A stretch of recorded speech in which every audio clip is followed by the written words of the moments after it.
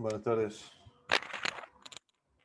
El día de hoy, 9 de noviembre, exactamente a las 2:20 de la tarde, vamos a dar inicio a esta clase del módulo constitucional del curso de ayudantes judiciales y formación jurídica. Para esto, en primer lugar, quisiera una retroalimentación de lo que ha sido el deber enviado la semana pasada respecto a la democracia directa y a las organizaciones políticas, desde el artículo 103 hasta el artículo 111.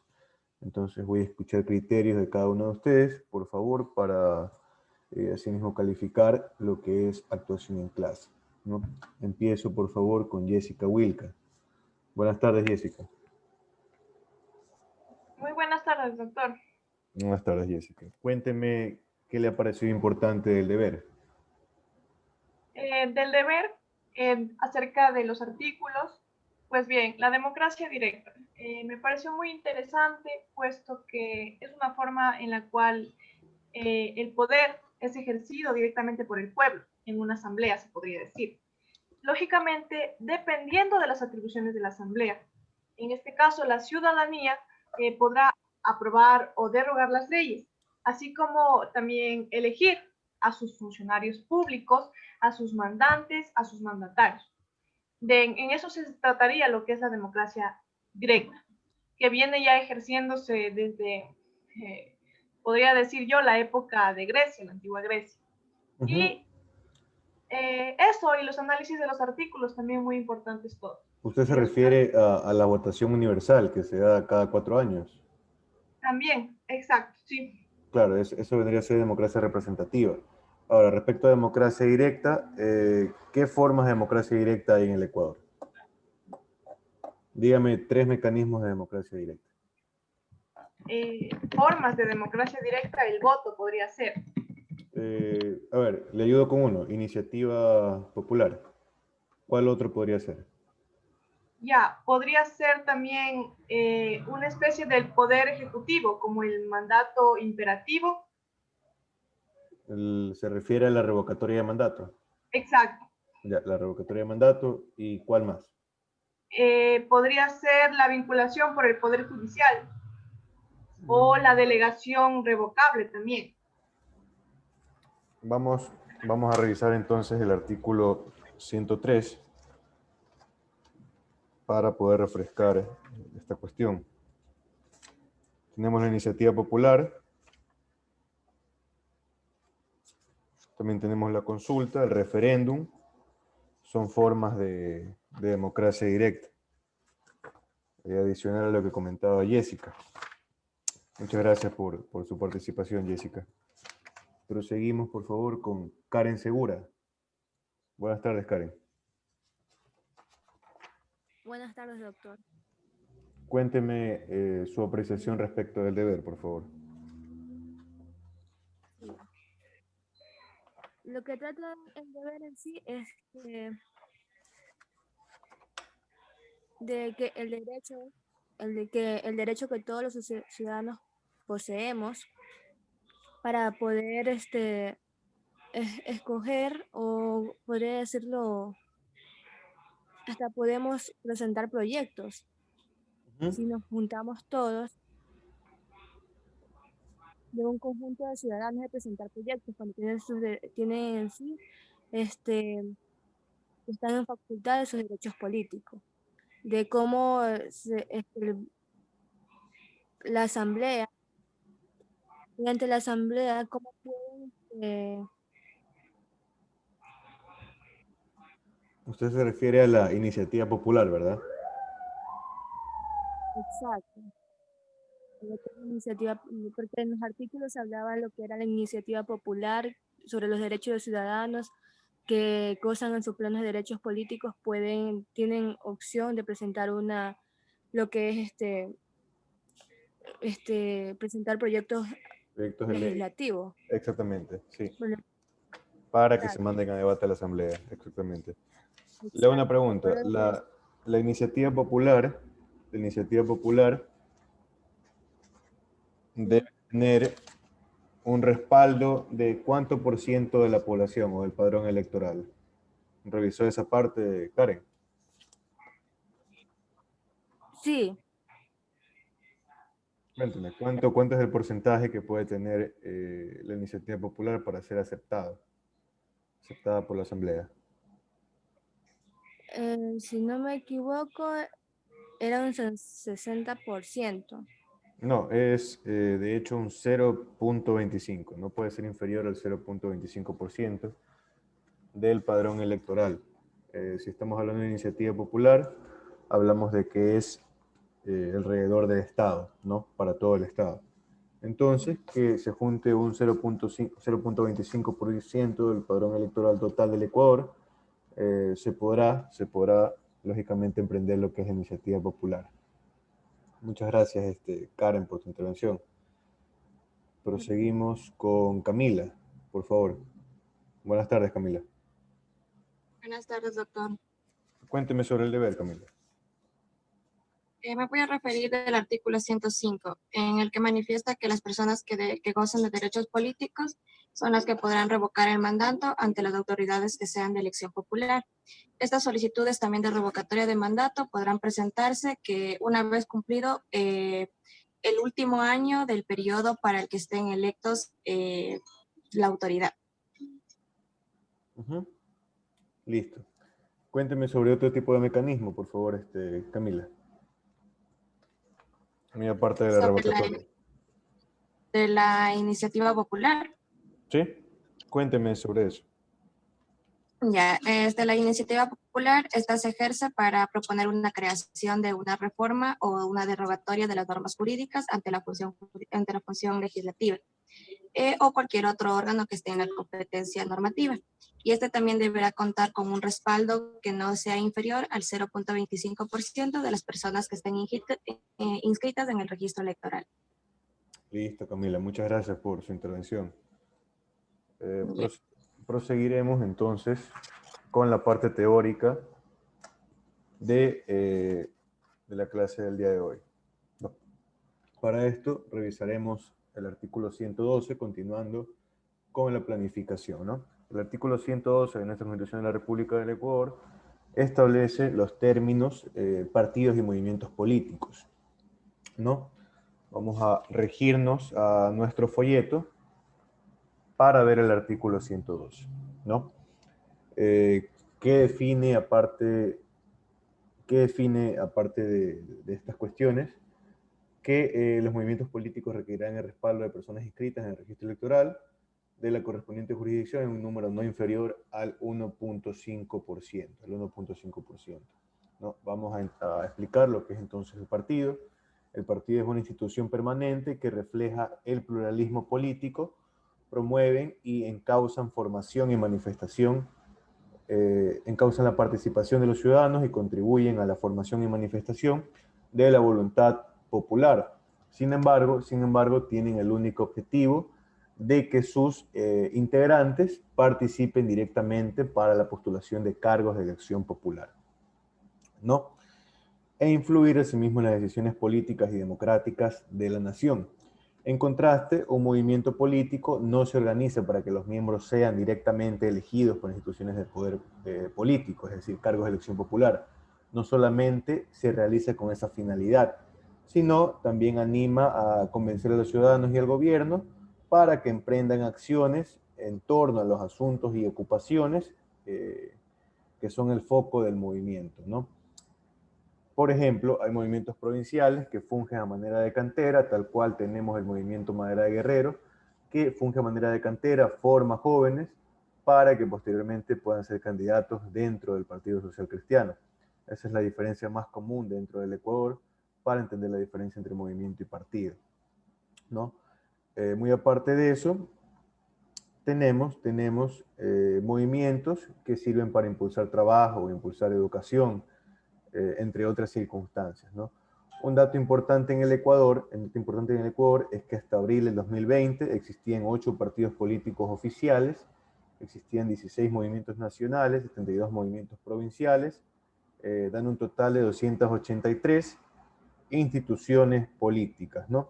Aprobadas por el Consejo Nacional Electoral, según la información que se encuentra planteada en la página cne.gov.es, la página oficial del Consejo Nacional Electoral.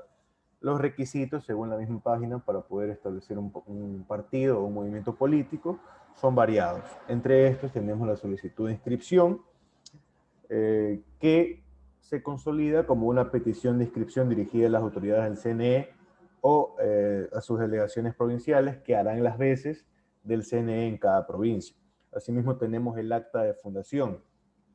El acta de fundación deberá incluir la voluntad de los fundadores de constituir la organización política, ¿no?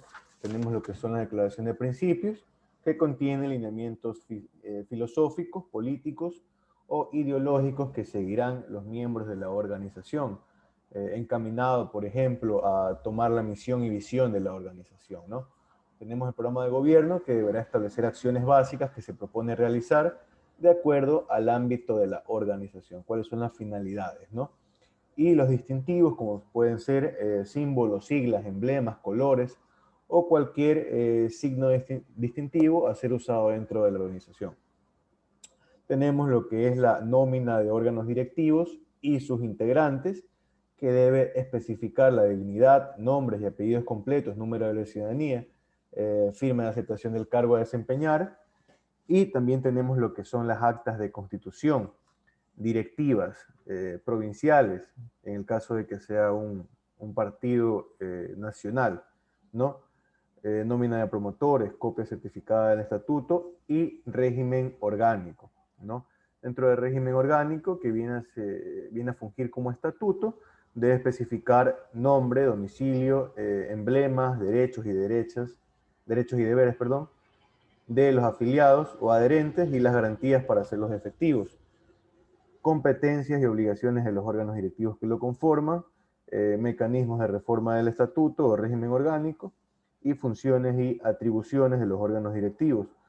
Los órganos directivos, además del órgano responsable económico, de los consejos de disciplina y ética, la defensoría de los afiliados o adherentes, el centro de formación política, entre otras entidades que se encuentren dentro de este partido o movimiento político.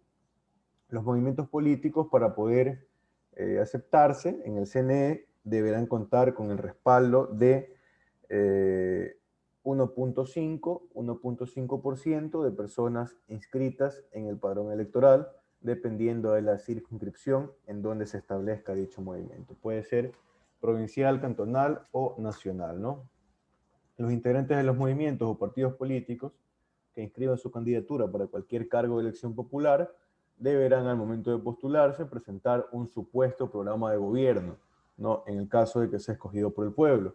Lógicamente dicho programa de gobierno se va a constituir para que las personas que estén interesadas en el mismo puedan acceder a dicha información y comparar propuestas de distintas autoridades que se encuentran postulando para esa elección, ¿no? Respecto al artículo 113, se muestran prohibiciones para postularse a cargos de elección popular. En base a estas prohibiciones, las distintas organizaciones políticas podrán, por medio de su representante legal, nacional o provincial, presentar objeciones en el plazo de 48 horas ante lo que es el Consejo Nacional Electoral respecto a la inscripción de este candidato. Asimismo, y precautelando el derecho a la defensa, el organismo electoral, en el plazo de un día, correrá traslado al candidato objetado para que en el plazo de otro día pueda contestar a dicha objeción, o asimismo podrá no contestarla, llamándose rebeldía, ¿no? Y se resolverá, conteste o no conteste, en el plazo de 2 días por medio del Consejo Nacional Electoral. Las objeciones respecto de las candidaturas nacionales se presentarán en el CNE, y las objeciones a las candidaturas regionales se presentarán ante la Junta Provincial, que tenga como sede la capital de la correspondiente región, ¿no? Todo lo manifestado se encuentra en el artículo 101 del Código de la Democracia vigente, para tener una base legal más sólida, ¿no? Las previsiones a las que hacía alusión, según el artículo 113 de nuestra Constitución, son las siguientes. Tenemos 113 numeral 1, referente a no poseer contratos con el Estado para ejecución de obra pública, para prestación de servicio público o explotación de recursos naturales. entendiéndose como servicios públicos todas aquellas actividades llevadas a cabo por los organismos del Estado, que pueden ser desde aquellas actividades tan ínfimas como, por ejemplo, la labor de un profesor de una universidad pública, ¿no? Antes de inscribir su candidatura, en este caso hipotético de profesor, tendrá dos opciones el mismo: renunciar a su trabajo o solicitar una licencia de trabajo, es decir, permisos otorgados por el empleador para que el trabajador se ausente por determinado tiempo de sus funciones. Si gana en la elección, obviamente podrá renunciar al trabajo, pero si pierde, gracias a la licencia, podrá volver a sus antiguas funciones con normalidad, ¿no? En el numeral 2 del artículo 113, ¿sí? Del artículo 113, se establece la prohibición de participar para cargos de elección popular a aquellas personas que posean sentencias ejecutoriadas por delitos contra la eficiencia de la administración pública, como es el peculado, establecido en el artículo 278 del COIP, el enriquecimiento ilícito, establecido en el artículo 279, el cohecho, establecido en el artículo 280, y la concusión, establecida en el artículo 281 del COIP. Asimismo, cuando la persona que desea postularse presente delitos sancionados con reclusión, haya sido privado de la libertad por delitos sancionados con reclusión, es decir, con una pena privativa de libertad de más de 5 años, ¿no? Según lo que establece el artículo 541 del COIP referente a la caducidad, ¿no? En el numeral 3 de este artículo 113, tenemos que no podrán participar aquellos que adeuden pensiones alimenticias. Para comprobar que no se adeudan pensiones alimenticias, el interesado deberá solicitar, mediante escrito dirigido al juez de niñez y adolescencia, que lleve su proceso, providencia en la cual el Departamento de Pagaduría constate la no existencia de deudas o adeudamiento por cuestión de pensiones alimenticias. Eso se da idealmente. Sin embargo, en casos extremos, se podrá acceder a la página SUPA, en donde se puede visualizar si existe adeudamiento o no, y posteriormente materializar esta página para poder inscribirse en casos extremos en el CNE, cuando no pueda esperar por cuestiones de plazo en el CNE o cualquier circunstancia, se podrá justificar mediante el documento desmaterializado.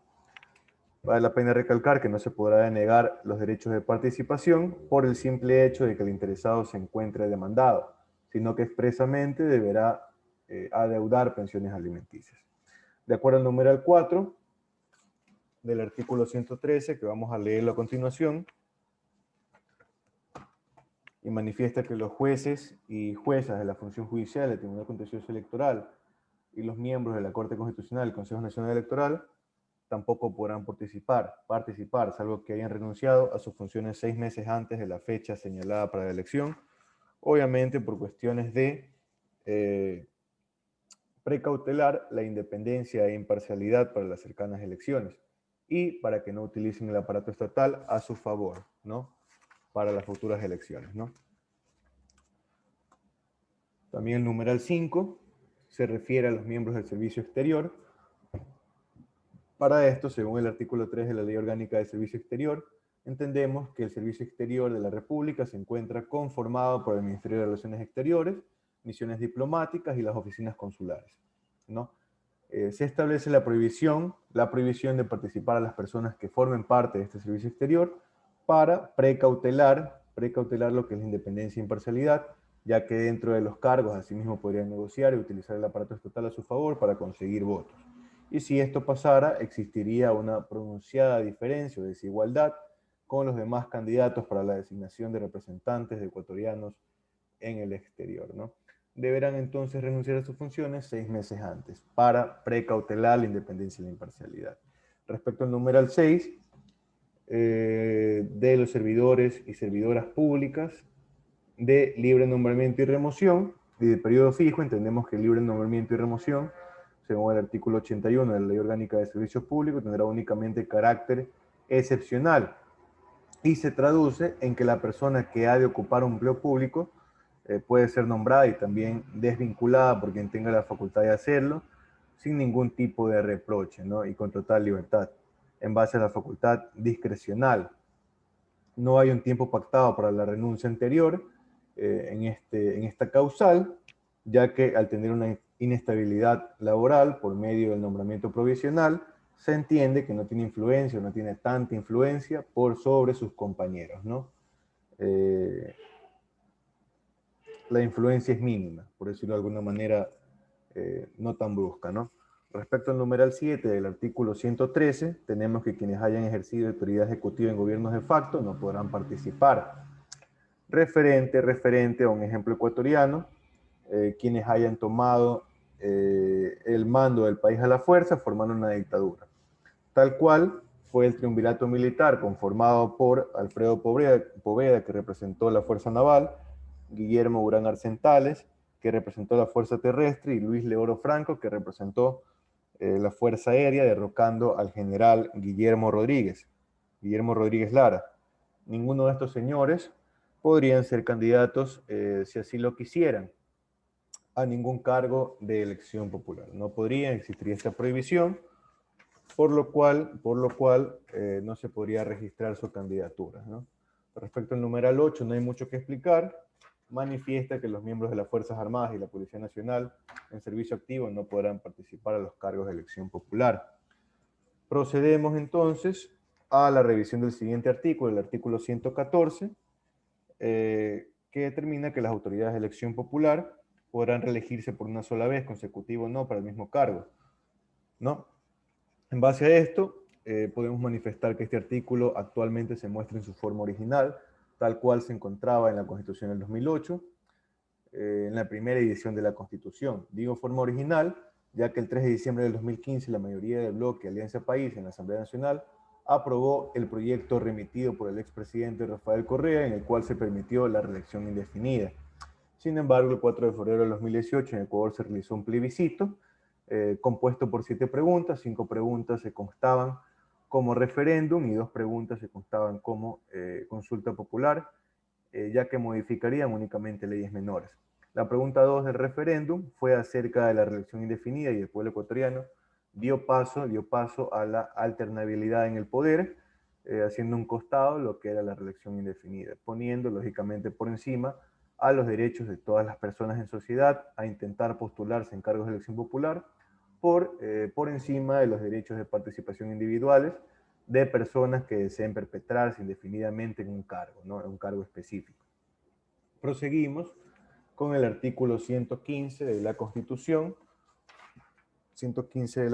que manifiesta que el CNE destinará igual cantidad de presupuesto a cada uno de los partidos políticos participantes en la fiesta democrática, basándose en parámetros acerca, por ejemplo, si es candidato nacional o provincial. Asimismo, podrán habilitarse distintos espacios de debate en los que los candidatos puedan publicitar su programa de trabajo y refutar ideas de otros candidatos. Los sujetos políticos no podrán contratar vallas publicitarias y, por supuesto, los medios de comunicación tendrán expresamente prohibido y deberán rechazar de oficio cualquier tipo de publicación o publicidad política durante la elección. La publicidad política que se aceptará se presentará únicamente posterior a la posesión de una autoridad de elección popular, lógicamente la posesión de una autoridad que haya ganado democráticamente, ¿no? Al decir medios de comunicación no se incluyen, por ejemplo, las redes sociales y las publicidades pagadas en estas, ya que las redes sociales no sirven meramente como medio de comunicación, sino como una expresión del derecho al ocio, ¿no? En el caso de que organizaciones políticas incumplan estas disposiciones, se procederán a activar mecanismos de control de propaganda y reducción de presupuesto destinado al movimiento infractor, ¿no? Según el artículo 116, se trata de los parámetros de las elecciones pluripersonales. Para esto habrá que diferenciar las elecciones unipersonales, que eligen cargos ocupados por una sola persona, como presidente, alcalde, prefecto, de las pluripersonales, en donde se eligen a integrantes de órganos colegiados como asambleístas y concejales. Para esto se tomarán en cuenta principios de equidad, igualdad de voto, alternabilidad entre hombres y mujeres y principios de no discriminación, ¿no?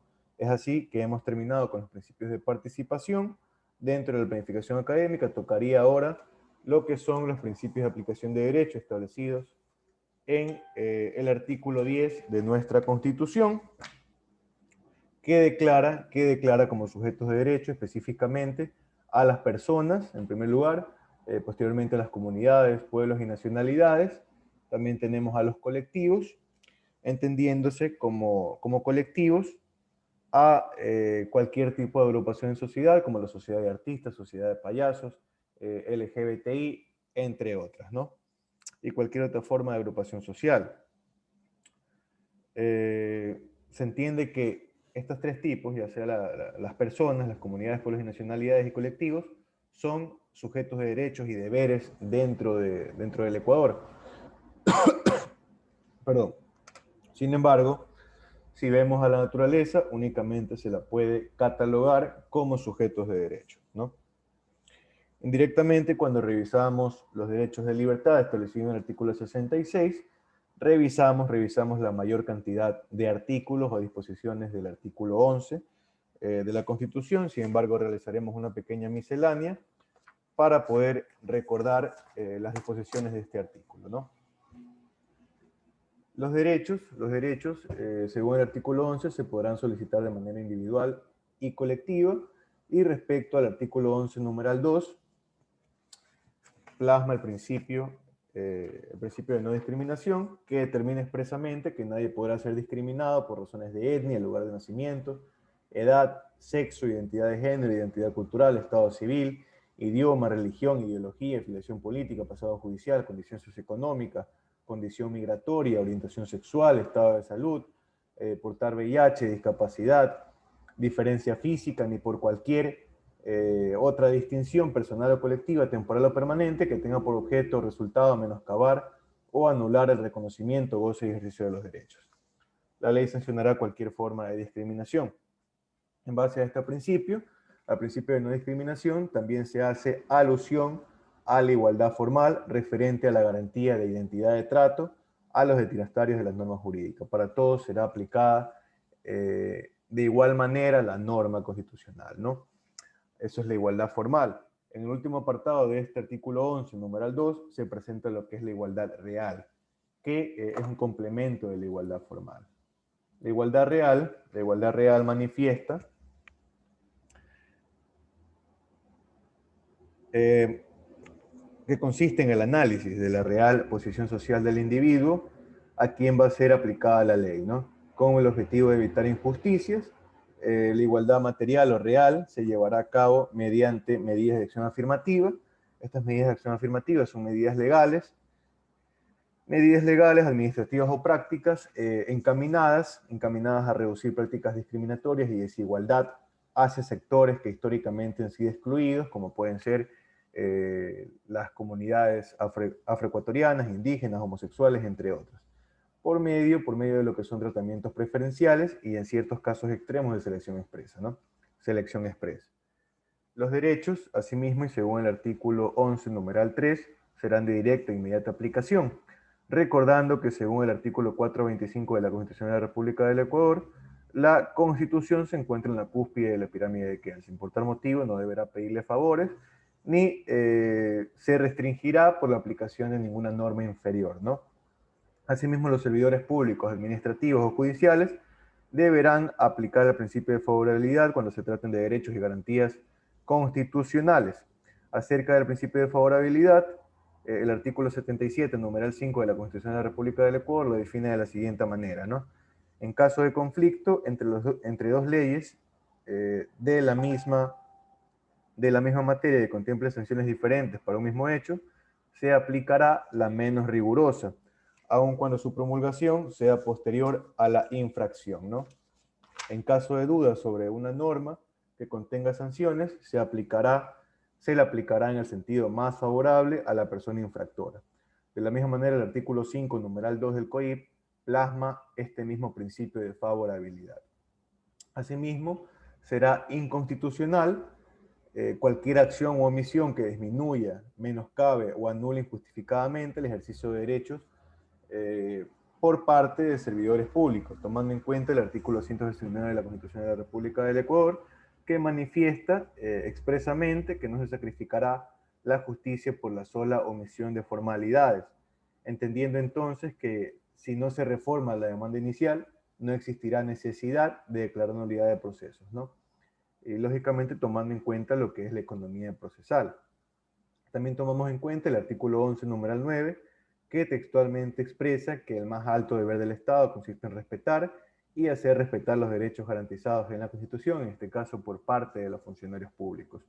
Se entienden o se entenderán como abusos de las funciones públicas, ejemplos como es la detención arbitraria por parte de servidores públicos policiales, es decir, cuando no exista probabilidad o evidencia de la comisión flagrante de un delito y sin orden judicial por boleta, violentando de esta manera el debido proceso, ¿no? De una manera muy exabrupta, ¿no? Asimismo, tenemos lo que es la violación del derecho a la tutela judicial efectiva en cualquiera de sus etapas, como puede ser no permitir el acceso a la justicia, no brindar un defensor público en el caso de que el procesado no tenga medios económicos para contratar a uno privado, entre otras vulneraciones de derechos que, valga la redundancia, vulneren a la tutela judicial efectiva. También tenemos el error judicial. Este error judicial es el falso concepto que tiene el juez respecto de la verdad de los hechos que son materia del proceso, ¿no? Existirá error judicial en tres circunstancias. En primer lugar, cuando hay errónea apreciación de los hechos. En segundo lugar, cuando hay un mal encuadramiento de las circunstancias fácticas en el ordenamiento jurídico. Y en tercer lugar, lo que es la utilización errónea de las normas legales, ¿no? Entendemos entonces que si la errónea apreciación de los hechos se ha valido en virtud de documentos o testigos falsos o por fraudes procesales, como por ejemplo que se compruebe la existencia de una persona que se creía muerta, la parte afectada podrá en cualquier tiempo, en cualquier momento, proponer ante la Corte Nacional de Justicia un recurso de revisión en este tipo de circunstancias, ¿no? Cuando se compruebe entonces, de esta manera legal o de cualquier otra, la inadecuada administración de justicia por parte de funcionarios y servidores públicos, el Estado reparará a las personas afectadas y ejercerá de forma inmediata el derecho de repetición en contra de las personas responsables del daño producido, sin perjuicio de las responsabilidades civiles, penales y administrativas que puedan tomarse en contra de estos, ¿no? Y entendiéndose al derecho de repetición, según los autores colombianos Luis Bravo Restrepo y Joaquín Córdoba, de la siguiente manera: si bien el Estado está en la obligación de reparar a la víctima por el daño inferido, no lo estará de soportar definitivamente sobre su patrimonio las consecuencias de ese pago, en cuanto este proceda de un hecho que tiene un autor personalmente responsable. Ante las circunstancias descritas, es natural que el desencadenante de tales daños deba hacerse responsable, personalmente responsable de los mismos, y en consecuencia es perfectamente coherente con un sano sentido de justicia y la reparación de los daños ocasionados, y lógicamente pasar lo que han sido los gastos del Estado a directamente al funcionario, ¿no? Al funcionario público que perpetró tal daño. Esto ha sido la clase por el día de hoy. Hemos cumplido con la hora académica. Me despido de ustedes, no sin antes recordarles que ya se encuentra subido un deber a la plataforma en modo, que consiste en el desarrollo de los artículos desde el artículo 167 hasta el artículo 176 de la Constitución de la República del Ecuador, referente a la función judicial y a la justicia indígena, que se recibirá hasta el miércoles a las 12 de la noche. Eso ha sido todo por hoy. Les agradezco por la atención prestada y les deseo un feliz inicio de semana. Muchas gracias. Muchas gracias, doctor. Muchas gracias. Hasta luego. Pasen muy bien. Gracias, doctor. Gracias.